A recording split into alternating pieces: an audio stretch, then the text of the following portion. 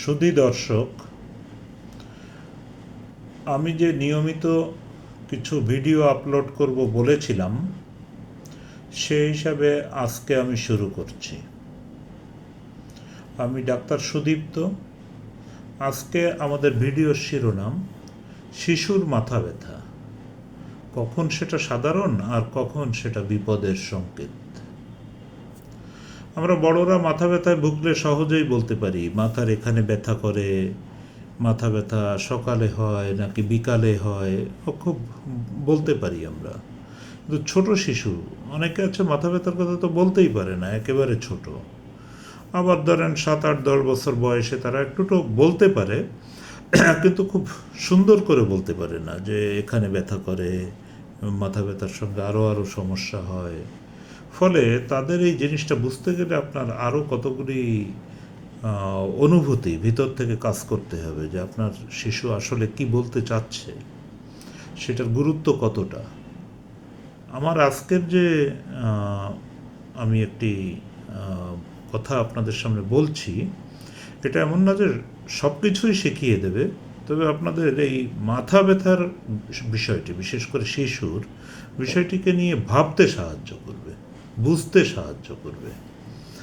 তা আমি এই মাথা ব্যথার যে গাইডলাইনটি বলছি, এটি আমেরিকার মেয়ো ক্লিনিকের একটি গাইডলাইন আছে, এটি প্রধানত আমি অনুসরণ করেছি। এখানে শিশুর মাথা ব্যথা কীভাবে হতে পারে। শিশুদেরও কিন্তু বড়দের মতো মাইগ্রেন হতে পারে, তাকে চাইল্ডহুড মাইগ্রেন বলে। শিশুদের টেনশন হয়, একথা আপনারা বিশ্বাস করবেন, মন থেকেই মানবেন, কারণ শিশুদের টেনশনের আবার নানাবিধ অন্যরকম কারণ থাকে। যেমন কখনো পড়াশোনা নিয়ে টেনশন। এখন বাবা মায়েরা, বিশেষত মায়েরা সবাই বলেন যে সবাইকে ফার্স্ট হতে হবে। তা ক্লাসে যদি 12 জন স্টুডেন্ট থাকে, 12 জনই তো আর ফার্স্ট হতে পারবে না। কিন্তু সবার ফার্স্ট হওয়ার যে একটি দৌড়, অসম দৌড়ের প্রতিযোগিতা, এটি আপনার মনে অবচেতনভাবে এবং আপনার শিশুকে একটি অপ্রয়োজনীয় টেনশনের মধ্যে ফেলে দিচ্ছে। পক্ষান্তরে ভেবে দেখুন না, আমরা যখন সেই ছোটোবেলায় গ্রামে ছিলাম, আমরা তো ক্লাস 6-7-এ ওঠার আগে বুঝতেই পারি নাই যে পড়াশোনাটা কী জিনিস। এই ঘুরেছি ফিরেছি, পড়াশোনা যেটুকু হচ্ছে হলো, বাবা মা অতটা বেশি, বাবা তো খোঁজ কখনোই ওরকমভাবে নিতে পারেন নাই, মাও যে পড়াশোনার দিকে খুব বেশি প্রেশারাইজ করতেন তা না, এবং কেউই ওভাবে প্রেশারাইজ করতো না। সবাই মনে করতো যে না, বিকালে সন্ধ্যার দিকে বাড়িতে ফিরে ছেলেরা পড়তে বসুক, তারপরে পড়তে বসে যেটা হয় হলো। এভাবে থাকা হয়েছে কি, আমরা একটা ফ্রি স্টাইলে পড়াশোনার দিকে নিজেরাই ধাবিত হয়ে গিয়েছি। আর এখন হচ্ছে ফোর্স করা হচ্ছে, ফোর্স করে সব কিছু হয় না, এটা মনে রাখতে হবে। ওতে বরং ওই যে বললাম যে ওদেরও টেনশন তৈরি হয় এবং আপনাদেরও হয়, এবং এতে আলটিমেটলি পড়াশোনাটা ভালো হয় না। যা হোক, একটি বিষয় অনেক কথা বললাম। এরপরে বাচ্চাদের আবার ওই যে একটা ক্লাস্টার হেডেক হয়, আর কতগুলি রোগের বাইরে, যেমন বাচ্চাদেরও কিন্তু ব্রেন টিউমার হতে পারে। আবার আমার যে বিষয় পেডিয়াট্রিক নিউরো সার্জারি, আমার কাছে সচরাচর কারা আসে মাথায় পানি জমার জন্য মাথা ব্যথা নিয়ে, এটাকে বলি আমরা হাইড্রোকেফালাস। সেটি আর একদিন আমি বিশদভাবে আলোচনা করব, কারণ হাইড্রোকেফালাস রোগীর সংখ্যা অনেক বাংলাদেশে। আমরা আজকে জেনারেলি হেডেক নিয়েই কথা বলছি। এখন মাথা ব্যথা হলে কী সমস্যা হয়। প্রথমে শিশু মাথা ব্যথার কথা বলে, খুব ছোট বাচ্চা হলে তারা হাত মাথার একটা ঘষতে থাকে, কপালের দিকে ঘষলে আমরা বলি এটা মানে সাইনোসাইটিসের মাথা ব্যথা, এদিকে ঘষলে বলি আমরা গ্লোবাল হেডেক। আবার যদি মাথার চারিপাশে এরকম ব্যান্ডের মতো চারিপাশে ব্যথা হয়, তাহলে সেটাকে আমরা বলি টেনশন হেডেক, এরকম ব্যান্ডের মতো হয়। মাইগ্রেনের মাথা ব্যথা সাধারণত একদিকে হয়। যাক, এটা আমরা নিয়মের কথা বললাম, সব কিছুই যে বইয়ের কথা ফলো করবে তা তো না, রোগ যে বই পড়ে রোগ হয় তা তো না, রোগী বা রোগ কেউ তো আর বই পড়ে না আগে, সবসময় যে বইয়ের কথা মানতে হবে তাও না।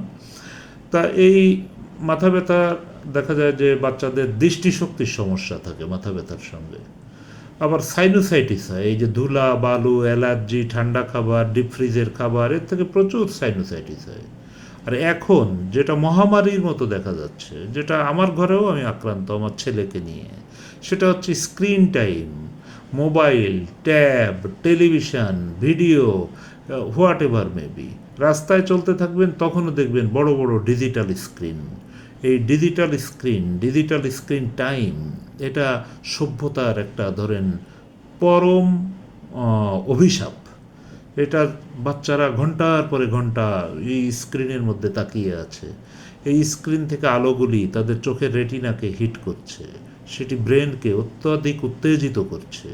এই স্ক্রিন টাইমের জন্য মাথা ব্যথা হচ্ছে। বাচ্চারা সমাজে তাদের যে বিহেভিয়ার, তাদের যে আচরণ, সে আচরণের পরিবর্তন হচ্ছে।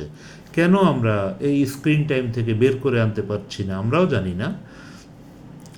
নিশ্চয়ই কমার্শিয়াল টেলিভিশন কোম্পানির অ্যাডিকটিভ টাইপের স্ক্রিন প্লেগুলিরও এখানে অবদান আছে। হাজারো ভিডিও গেম, হাজারো বাচ্চাদের অ্যাট্রাকশান করার মতো নানাবিধ জিনিস, এটা screen time day by day বাড়াচ্ছে। আমার মনে হয় যে সবার মতো সচেতনতা, এই বিভিন্ন বাচ্চাদের গেম, এটা বাচ্চাদেরকে ডিরেইলড করছে। এখান থেকে বেরিয়ে আসতে হবে। এরপরে আসুন যে কতগুলো জিনিস, যদি ভোরবেলায় একটি বাচ্চা ঘুম ভেঙে যায় মাথা ব্যথায়, তাহলে বুঝবেন এটি একটি সিরিয়াস ইস্যু। সেই ঘুম ভেঙে যাওয়ার সঙ্গে সঙ্গে বাচ্চা বমি করে দিচ্ছে। অনেক সময় দুর্ভাগ্য থাকলে কিন্তু মাথার ভিতরে খারাপ ধরনের রোগ, এমনকি ব্রেন টিউমারও হতে পারে। যদি এই বাচ্চার মাথা ব্যথার সঙ্গে ব্যক্তিত্বের পরিবর্তন অর্থাৎ ব্যবহারের পরিবর্তন আসে, যদি কোনো খিঁচুনি বা ঝাঁকুনি হয়, শরীরের একটা দিক অবশ হয়ে যায়, অচল হয়ে যায়, একটা জিনিসকে দুইটা জিনিস দেখে, হাঁটতে গেলে ব্যালেন্স ঠিক থাকে না, পড়ে পড়ে যায়, চোখের মনি কোনো একদিকে গেলে কাঁপতে থাকে, আমরা বলি নিস্টিগমাস, একটি হাতে বা পায়ে দুর্বল হয়ে যায়, বাচ্চা সামনে পিছনে বা কোনো একটি সাইডে পড়ে যায়, কানে শুনতে অসুবিধা হয়, চোখের মনি দুই দিকে ঘুরে যায়, এমন সব সমস্যা দেখা দিলে কিন্তু মোটেই দেরি করা চলবে না। একবারে আমরা যদি বাংলায় ভালো করে বলি, তৎনগদ ডাক্তারের কাছে চলে যাবেন, কোনো দেরি নাই। এছাড়া ওষুধ খুব ইম্পর্ট্যান্ট না এ ধরনের জেনারেল মাথা ব্যথা, যেটা খুব জটিল রোগের জন্য নয়। ঘুম ঠিকঠাক পড়তে হবে, স্ক্রিন টাইম কমাতে হবে। ঘুম বাড়াতে গেলে কি করতে হবে? ঘুমাতে হবে তাড়াতাড়ি। পড়াশোনায় অমানসিক চাপ দেওয়া যাবে না। ক্লাস 2তে পড়ে বাচ্চা, আমরা ইন্টারমিডিয়েটের সিলেবাস তাদেরকে দিয়ে দিচ্ছি, তা সে বাচ্চা ঘুমাবে কখন আর কি করবে কখন? ডায়েট, ক্যাফেইন কন্টেইনিং ফুড এবং অতিরিক্ত প্রসেসড ফুড, যেটা এখন আরেক সামাজিক অভিশাপ। দোকানে দোকানে নানাবিধ, আমি কোনো কোম্পানির নাম বলছি না, হাজারোটা প্রসেসড ফুডের দোকান। এটা অথচ ভালো খাবার নাই, সুস্থ খাবার নাই। হেডেক ডায়েরি মেনটেন করতে হবে, কখন মাথা ব্যথা হচ্ছে, মাথা ব্যথা মাথার কোন দিকে হচ্ছে, কতক্ষণ থাকছে, মাথা ব্যথার সঙ্গে কি বমি, খিঁচুনি, চোখে দেখার অসুবিধা এগুলা থাকছে কি না, এবং চোখ পরীক্ষা করতে হবে মাথা ব্যথা হলে। এবং দ্রুত মাথা ব্যথা যেরকমই হোক, আপনি কিন্তু সিদ্ধান্ত নেবেন না এটা সাধারণ মাথা ব্যথা নাকি খারাপ ধরনের মাথা ব্যথা।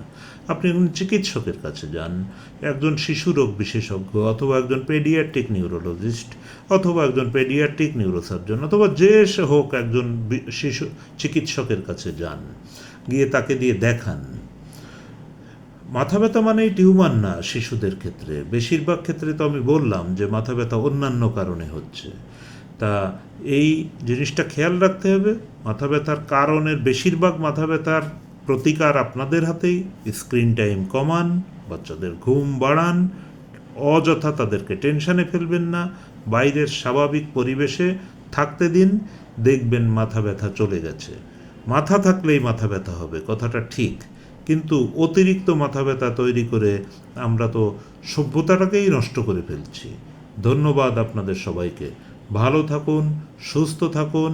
এ বিষয়ে লিখে জানান আপনাদের কোনো প্রশ্ন থাকলে, কোনো সমালোচনা থাকলে সুন্দরভাবে সেই সমালোচনা করুন, আমি সেটাকে শোধরানোর চেষ্টা করব। ধন্যবাদ সবাইকে।